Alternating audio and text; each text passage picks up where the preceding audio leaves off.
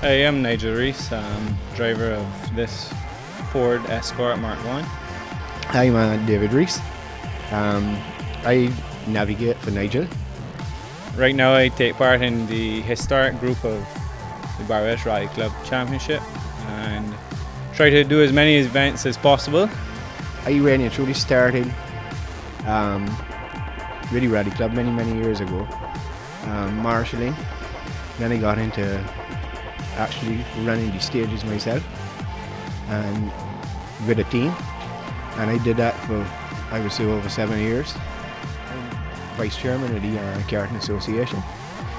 I started go-karting when I was 9 years old with help from my dad and actually Jeffrey Elliott. He's actually who encouraged my father to put me into go-karts, and I went from there really. I was a 5-time Barbados champion.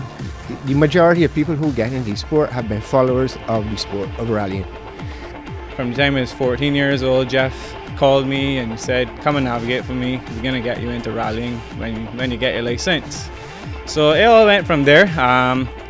And once I got my license, we took a bit of a while to get into rallying because I was away in Canada at school. So I wasn't here often enough to invest a lot of money or waste money in motorsport, because it isn't an investment. I wouldn't tell anybody that it is a cheap sport, but you can do it on a budget.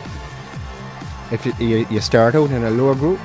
We built a Nissan Datsun. Actually, it's the same car that Shannon drives now.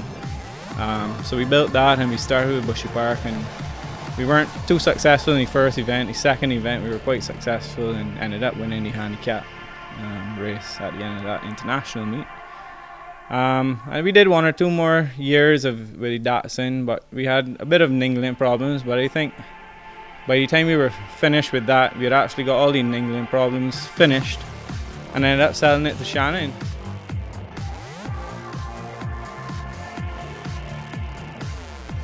Motorsport is dangerous. Don't get away from it. I've only been in one big accident, and that was meeting up with the famous Malvern Wall. As a stage commander, safety is the most important thing. The problems that we have, that we find, are the people watching who do not listen to instructions. That is the scary part.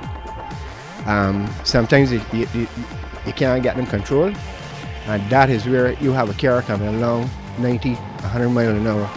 That is where it gets scary. We've had that one accident. No one was injured. Luckily, the car had some damage, but it was fixed easy. Other than that, we've had 1 or 2 small incidents at a sidewalk. Ran into a pole, but nothing that stopped us from driving. Watching Nigel in the Datsun and his famous wall, I was actually running Malvern stage when he hit the wall, and I decided from then that I would start to navigate. My main love right now is navigating with my son.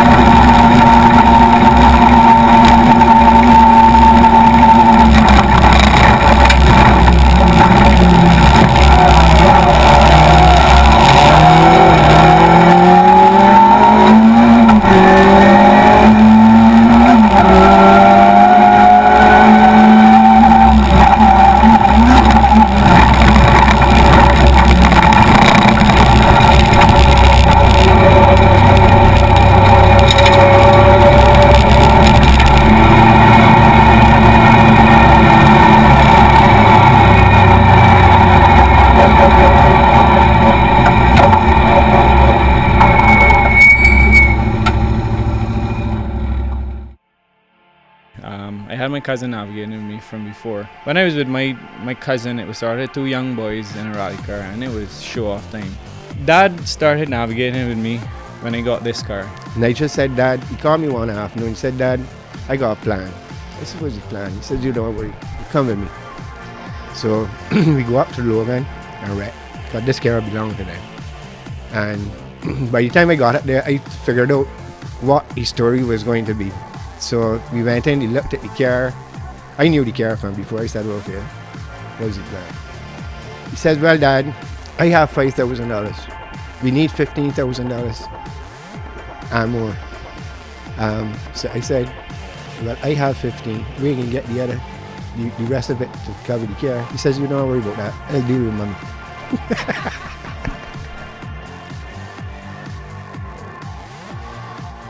Definitely, the bond definitely makes the experience better.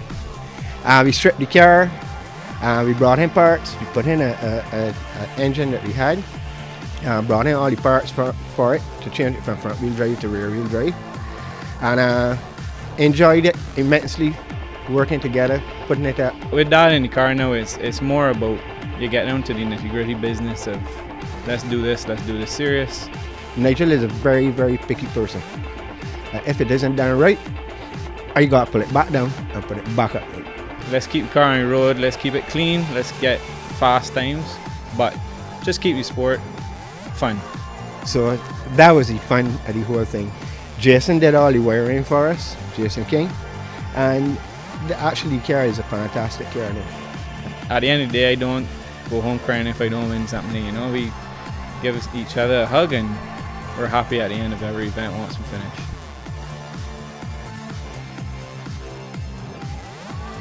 The first time he ever drove with me fast was in this car, which was the first time I ever drove this car. In the first rally that I went in, I didn't know the car. I didn't know how he drove. It was quite an experience with him. I think I frightened him the first time. I was absolutely, I can't say the word, but I was very, very, very frightened. I didn't know what the car was going to do. He didn't know what the car was doing. He didn't know what I was going to do. Especially on the long stages. Corners, ease sign. He says there's no easing. There's no easing. But he slowly got on and he realized that everything was cool. I could handle the car. We then got into a rhythm, and since then I have had no more problems. And right now it's easy. He knows what he has to do. I know what I have to do, and it's a good team right now that we have. After that first rally Barbados, you realize the boy has talent. He knows what he's doing. The car is good, so let's go.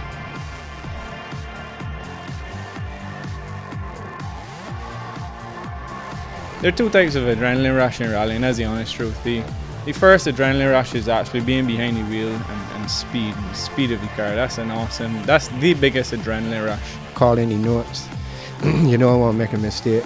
You're traveling at speed, you're looking up, you're seeing what's going on. It's like a drug or drinking. I mean, you get really, really high. I actually took my sister for a drive in the last King of the Hill because she's never driven in a rally car before. And at the end of the stage, she told me, and I now see why you all love this sport, because she had never felt an adrenaline rush like that. And it's a fantastic feeling. It goes so far that you tremble. And that is not from fright, that's from adrenaline.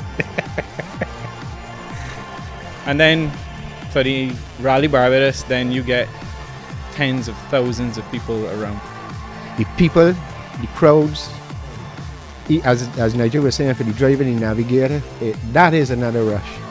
And seeing them cheer you on is just, it's something that you can't even imagine until you experience it. It's sort of, in a regular event, you get a few people watching and whatnot, and it's good.